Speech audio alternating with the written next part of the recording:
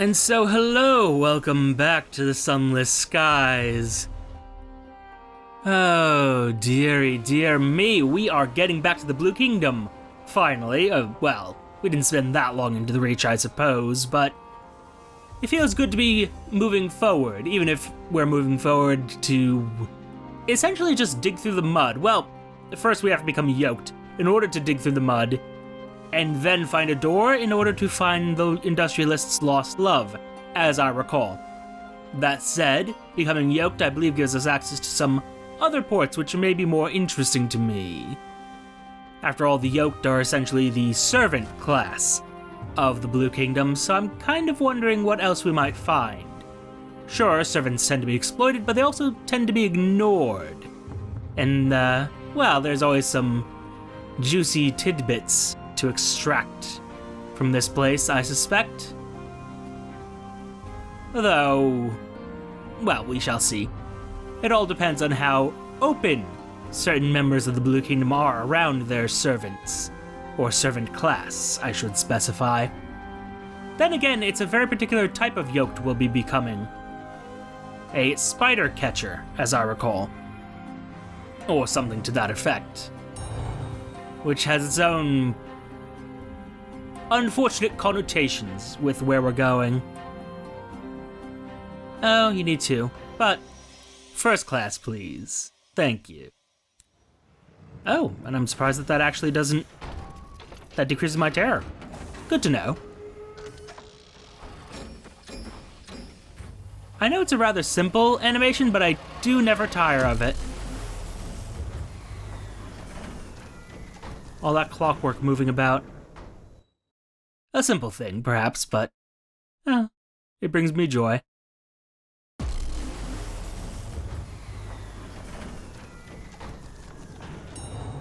Onward to elsewhere. Let's see, do we even need to make this stop at Skyburner? I mean, I suppose we should stop over at the House of Days. I mean, we just got through the process of purifying our souls for this specific task, so yes. Obviously, yes. Let's do this first. Ah.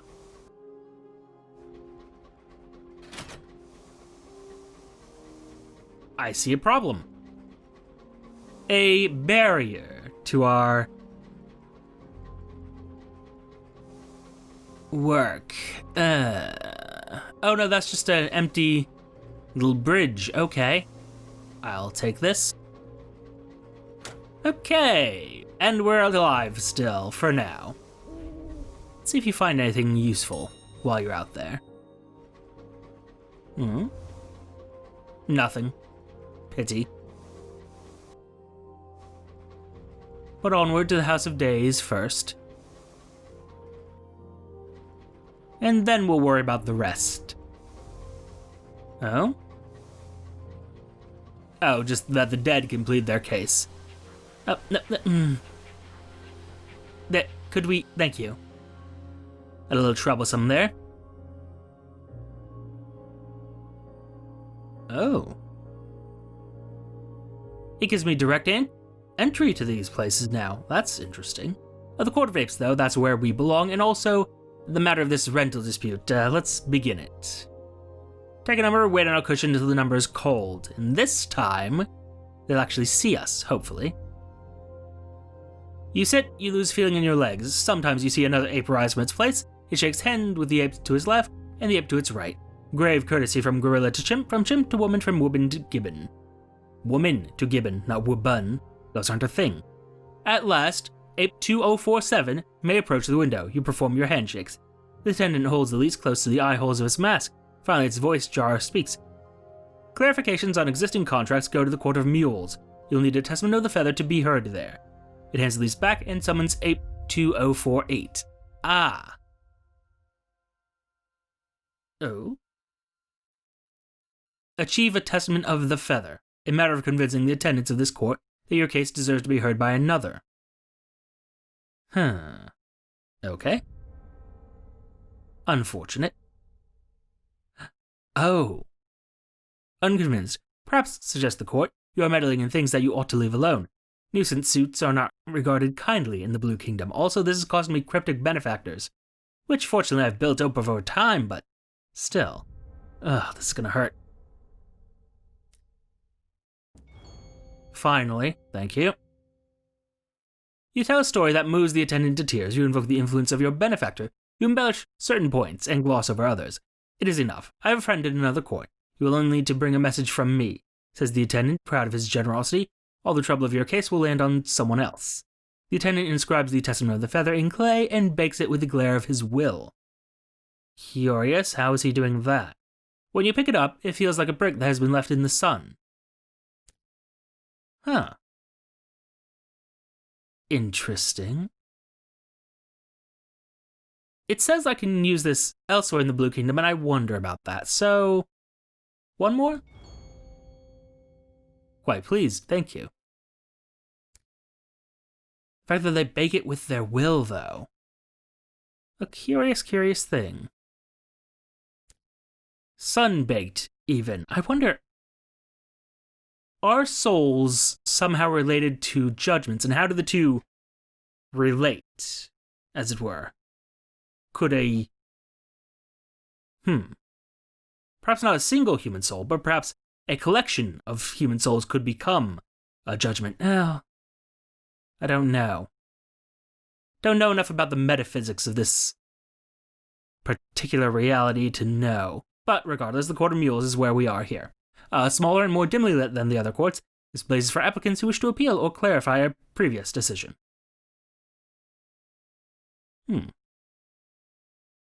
Okay. Ooh. Interesting. A barrel of unseasoned hours for 100 sovereigns. I don't know if that's a good deal or not. But regardless, smaller and more dimly lit than the other courts, this place is for applicants who wish to appeal or clarify a previous decision. The spirit of a pear sapling is next in line, followed by a liger in a striped mask, and a pair of women holding hands. Okay. Contest the interpretation of the embassy's lease. To be seen in the Court of Mules, one must either belong to the court by nature, or be sent by another functionary. You must surrender your testament of the feather in order to be given a place in line. Then you must wash your body with a sponge dipped in vinegar water. After this, the masked attendant kneels beside you on a square of bleached linen. She takes careful and copious notes. She does say, with a sigh, you can never tell with contracts drawn up by devils. Finally, she asks, should the ambassador of Albion hold the toll tower, though it belonged to the devils for millennia? Though she has already stretched her time with imported hours, though she has no respect for bounds? Ah. Oh dear. Well, the choice is to act for the devils or against them, and at the end of the day, I am, it's in my best interest to allow humans to continue to have a spot here. So, yes, she has made great progress, she just needs a little more time.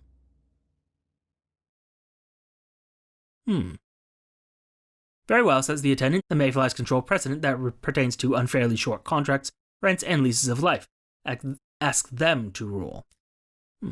Okay. Study the sign outside the Court of Mules. I'm curious about this. You can listen for rumors about the cases being heard within. The Court of Mules attends to spirits that inherit more than one category, to exceptionally stubborn and determined spirits, and to appeals on rulings that have already been given. The queue moves slowly. That tells me very little.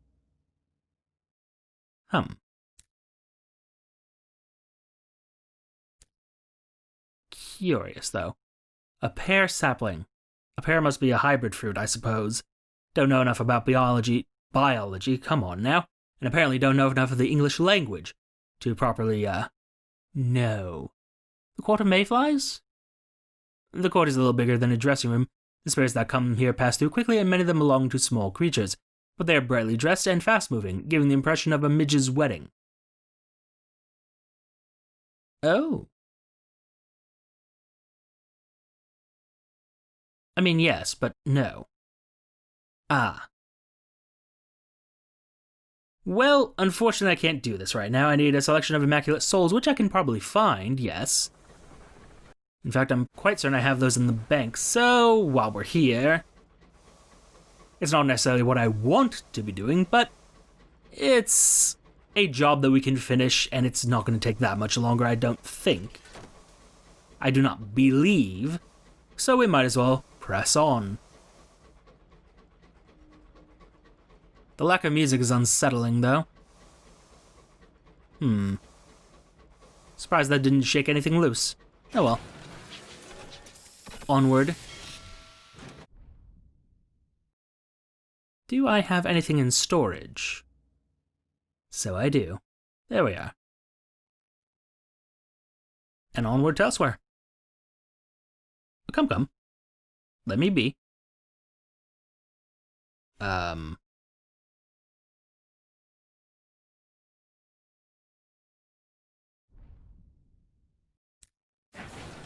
There we go. Okay. Got stuck there for a moment. Very curious. But nothing massively troublesome, I suppose. Not gonna load in some music for me? Allow me to more directly compare the music of the Blue Kingdom to the music of the Reach? No? Very well. A shame. But let's finish this little task for Albion. Even though I'd argue that the devils probably have a much better claim, I mean, it's just a matter of what's in my best interests at the moment. Not what is right and wrong. No, not the Court of Oaks. Oh. Curious. The vaulted ceiling is distant as a cloud forest canopy. The spirits, too, are mostly vegetative, an unyielding bronzewood, a Welsh yew, some species with scales for bark. The officials and attendants of the court are masked, yoked shades in muddy overalls. Even this court honors the pen secretus, highest official of the House of Days. Its name is worked into the soil, expressed in the exact proportions of sand and clay and loam. Observe, one may watch with or without entering the court itself.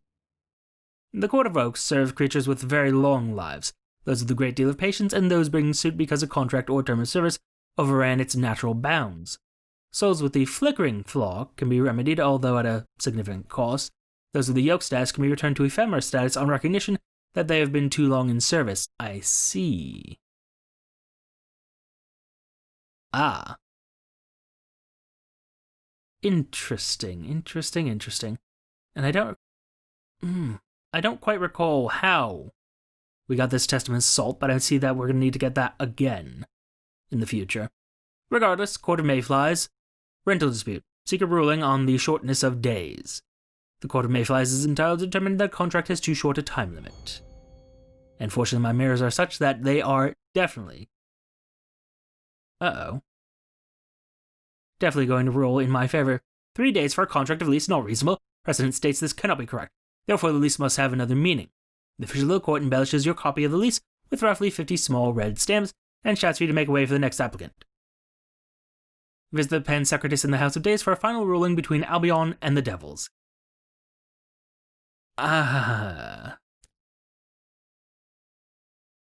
Well, the antechamber of the pen secretus. I'm worried about this. One may see the pen secretus at any time. He appears as a sigil of flame in the heart of the House of Days. The same sigil is reflected by the polished stone. It is written at the head of every page, in every appointment book of the house. It is spoken as greeting and parting by the servants of the house. To be noticed by the pen secretus, however, requires effort and prior arrangement. Listen to rumors about the pen secretus. Each time you hear the name, it conveys new meanings to you. The pen secretus is a logos, a word that was spoken by the westernmost king, and has echoed ever since. Depending on your translator, the pen secretus' meaning may be rendered as any of these phrases: eternal dominion, everything in its place, no drop-in meetings permitted. The sigil is painted in nectar on the ceiling of the Court of Hummingbirds for the better understanding of the winged spirits. In the Court of Whales, it is expressed in bass songs. In the Court of Bloodhounds, it is translated almost accurately as a scent of vetiver and sandalwood.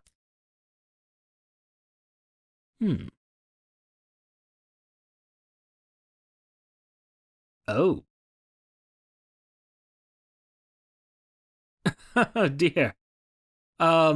Your liver will be required as a deposit. You'll get it back later. Ah.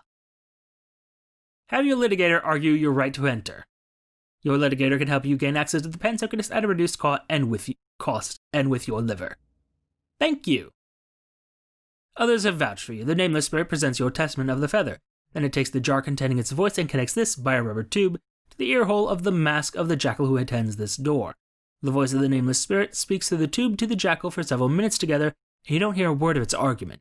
But when it is done, you are admitted. Intriguing. The Pensecretus is a wall of flame and wind and noise, so strong is the light that your body is transparent. Even the shadow of your bones is only a faint pattern on the ashen floor. The Pensecretus perceives you. Each hair on your head is counted. Every scar. It does not have time for delays. What do you wish? What would you convert from should to is? Oh.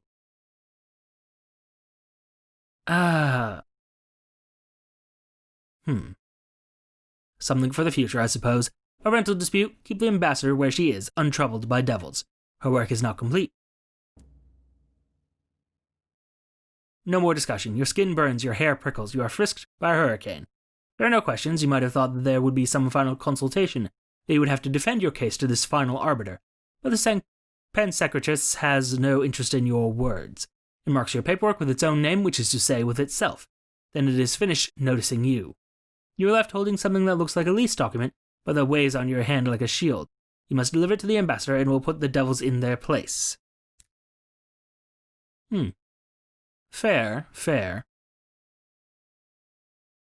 Although this is very interesting to me. Oh, it won't let me boldly just stride in? Tragic. Had I known I wouldn't be able to do it a second time, I might have done that. But alas. A shame. Oh, the many things that could have been. But yes, our next task will be to get to the Wellmouth and become yoked so that we may dive in further with matters up north, as it were. But for now, let's just renegotiate this lease, keep Albion here for a little bit longer so we have a little bit more friendly representation, I suppose.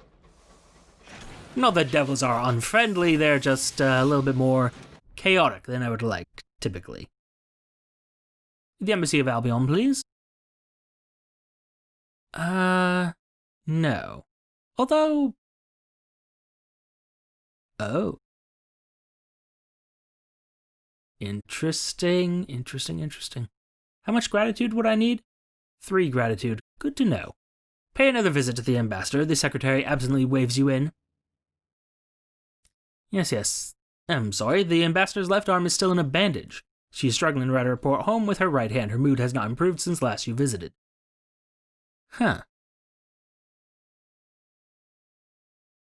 Ooh. Piled in front of the ambassador is a stack of demands, all marked urgent, pertaining to payments due soon, past due, and in their final notice period. Deliver a renegotiated lease. It is stamped, sealed, signed, and readied.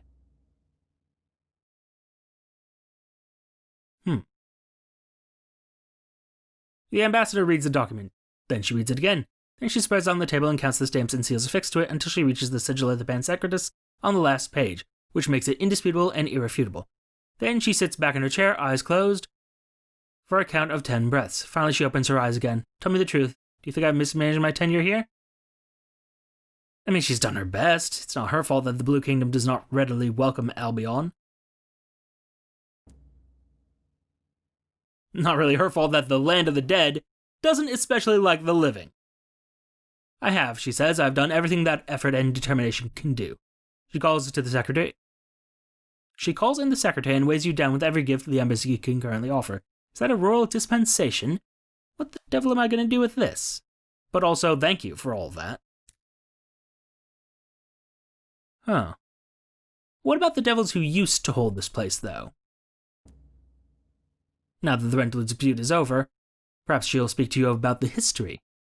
I dare say it was a junk shop of souls, the ambassador remarks, glowing balls on every shelf, and some nasty yellow-eyed man at the back smoking a pipe, and no one dusting under the furniture. Now we're doing some real work here. Curious, but more importantly, yes, this now. The secretary probably knows a great many motivational tales of woe. She tells you what she knows, that the ambassador has been 7 times at the Court of Apes, and put her case to change the lease, and come home again days or weeks later, rejected and without an any explanation. She tells you that the devils come and pound on the door of the embassy. She tells you about the barrels of hours spent to extend the embassy's presence here. She tells you how the wound on the ambassador's arm is freshly reinscribed each time. No, she doesn't know what any of that signifies. Huh. Intriguing. Okay, well, some of that should stop at least. And now we move on. Well, first we just give those back. Take one just in case something truly awful happens. And onward to elsewhere.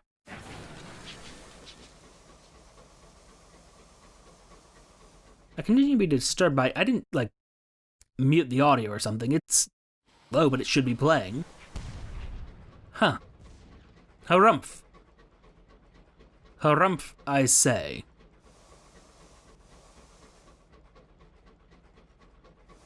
I definitely think this is one of the great flaws of the game, that it doesn't have just some background music playing at all times. Come on now. Huh. It doesn't need to be very loud, doesn't need to be triumphant, just needs to have something. Oh, I really shouldn't be doing that. Also shouldn't have the lights on for now.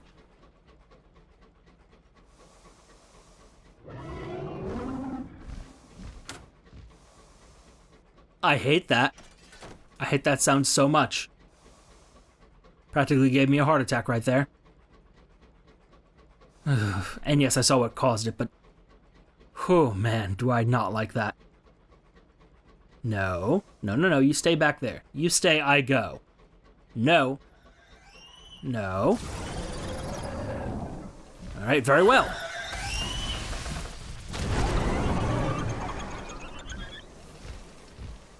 Alright, you want to play this game? We'll play this game.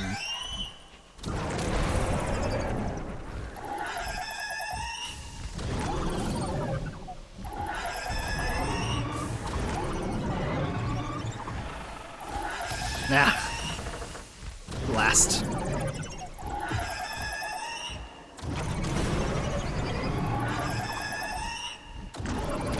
I'm not fast enough to dodge any of this.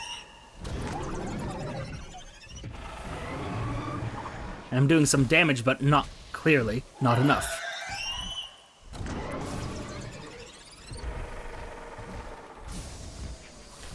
Oh, come now, that should have hit. Nope, that was a mistake. And I think this is how I die.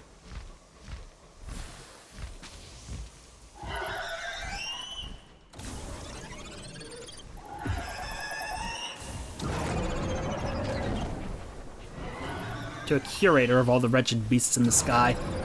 Ugh.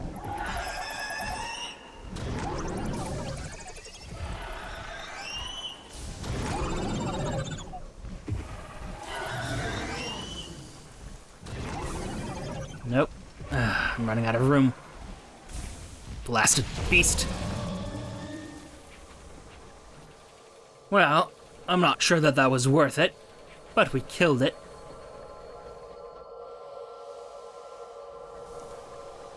Oh, come now. Give me this at least. A curator defeated.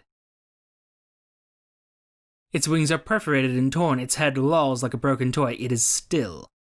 The curator's wings have curled in death, swaddling its body. Lumps suggest concealed items, but you'll need to unfurl the wings to investigate. You and a crew member don sky suits and head outside. Could take a trophy, but no.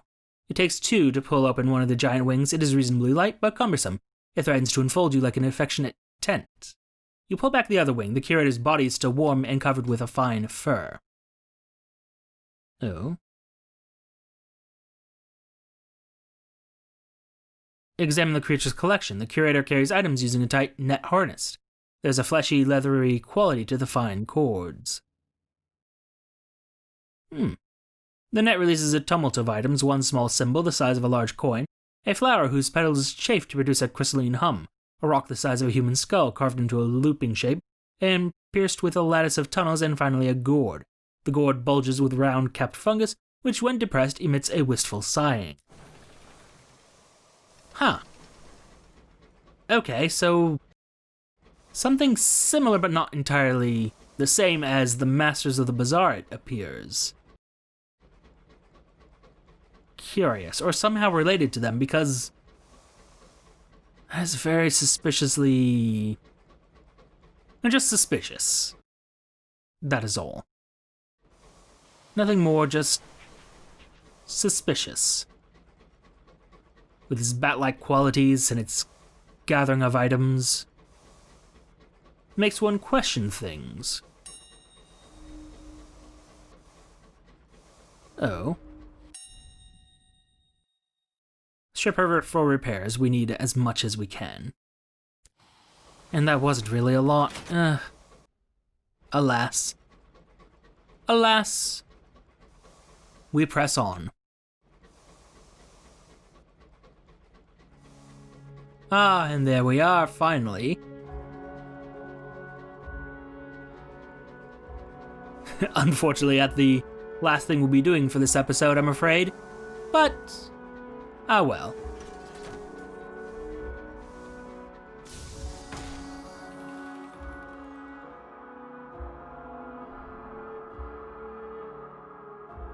So to the well mouth, and as much as we would like some of these options,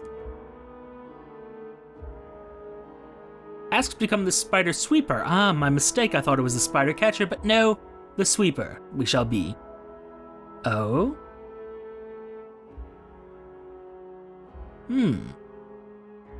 Perhaps, but not just yet. Asked to become the spider sweeper, a duty so ancient the court had forgotten to make it obsolete. Reinstating it will require a bribe, which is easily done.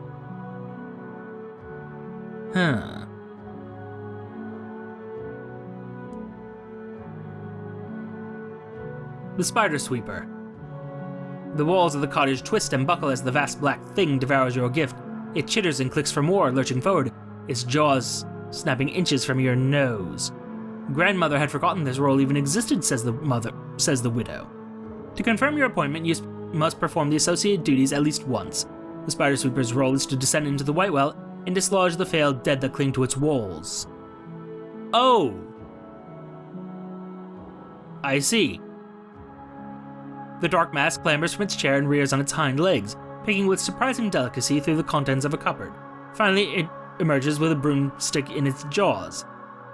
To become yoked, you must sweep the well. Since yoked spirits are not permitted at Wellmouth, you will lose the relic's permission to speak with her widows. Ah!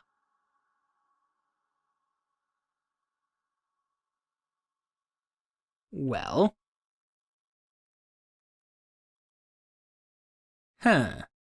Fortunately, I only have to do this the one time, I suppose. But out of curiosity, because there is something crawling through our mind, speak to the widows. These cadaverous figures are known as the widows of the well. They are worthless husks. They mourn me. You've attracted a half-circle of veiled observers by now. They respond to your questions with whispers and hiss among themselves. They wear pelts that are not their own. You're in the wrong place, says one of them finally, stepping a little too close. She points to where the lights of Erd twinkle on the other side of the well. The stone-faced court is there. Grandmother will know you're here by now, says another of the widows. If you intend to stay, you must meet with her, else fly away at once. A little bit of terror, but that's fine. It's fine. Oh. See out the matronly relic's approval, we could. She squats in a black cottage at the village's heart. Its walls bulge and pulsate oddly. A thread quivers between the relic, the well, and you.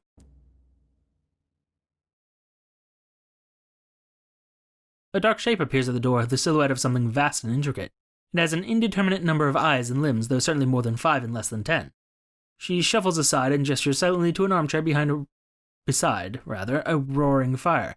You ignore the insistent skitter-scratching coming from inside the walls, and you enter her parlor. Leave the cottage for now. Don't want to spend those here. But, yeah, let's try this at least. No need for a hook in the ice, no need for a rope around your waist, just descend into the well as quickly as you can. And we were lucky. Incredibly lucky. The white well's edges are a plunging tangle of clumped sorrow spiders, thankfully frozen. Under your boots they crumble. With every step of your descent, shards of spider fall into the abyss. You come across one of the failed dead, limbs outstretched, fingertips wormed into ice cracks. He dabbled in immortality and ended up here for his trouble. You swing towards him, broomstick jabbing and prodding, ignoring his yelps. He slips and falls into the abyss with a final screech, an undignified end for one who fought so hard not to end. For the rest of the day, you dislodge more failed dead, in much the same fashion. One whispers a confession in your ear before he plunges, another desperately summarizes her life, snatching for immortality even now. Can't say I blame them. But, well, delightful. We are yoked. And while that status has its own set of problems, no doubt it will be quite useful at death's door. But that's a matter for the future for now. Thank you all for your time. Take care, note the like, comment, and subscribe buttons below, and I will see you all soon.